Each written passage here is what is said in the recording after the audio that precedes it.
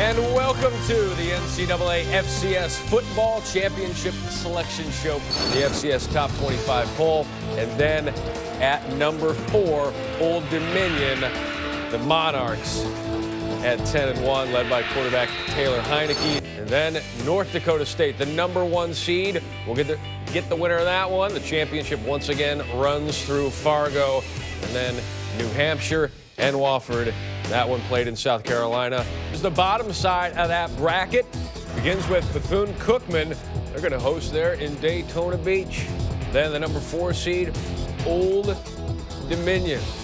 They'll get the winner of that one. And then you've got Georgia Southern, that game being played in Statesboro. What jumps out to you here as you look at the bottom portion of that bracket? Old Dominion becoming the number 4 seed and the opportunity to host. There were some questions about that. I know head coach Bobby Wilder is ecstatic. He's got a great quarterback in Taylor Heineke, a year older. He was a freshman sensation last year. This year he's a 70% passer for the year. He's thrown for 35 touchdowns. ODU is dangerous.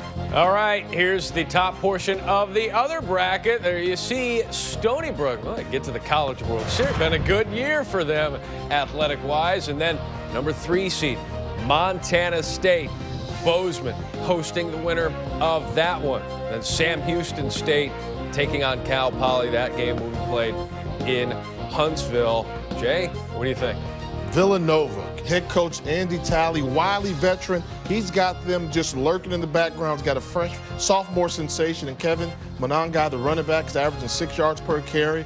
They're going to be very good to beat. They've been there before. This is a team that's been to the championship. They've been runners-up time and time again, and they're representing the CAA. They won the outright title to get the automatic bid, and they think they can come in there and do something. They've got a very good football team. These kids worked hard. It was a close game when they lost to Colgate there. They're sitting at home watching. And then Towson.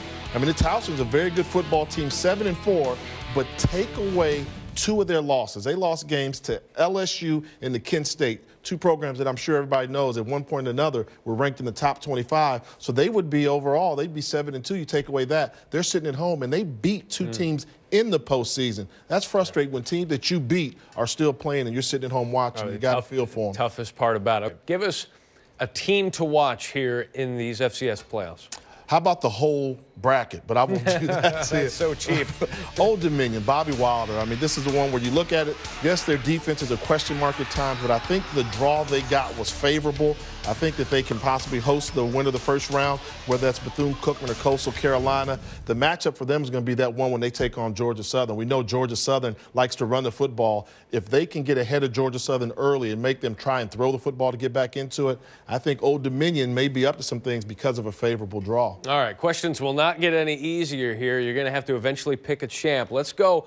Final 4 here from the brackets out of this one. What do you think? Well, I think you're going to see North Dakota State. I mean, they're the number 1 seed, and when you're the number 1 seed, you're supposed to get a pretty smooth ride there. Then I see at the bottom, you heard me talk about it. I think Old Dominion is going to have a chance to do it. They can score points. If the defense can show up and play a solid football game for them in any round, they can beat anybody. I think they got a favorable draw, so that part, I'm saying it'll be North Dakota State versus Old Dominion in that part of the bracket.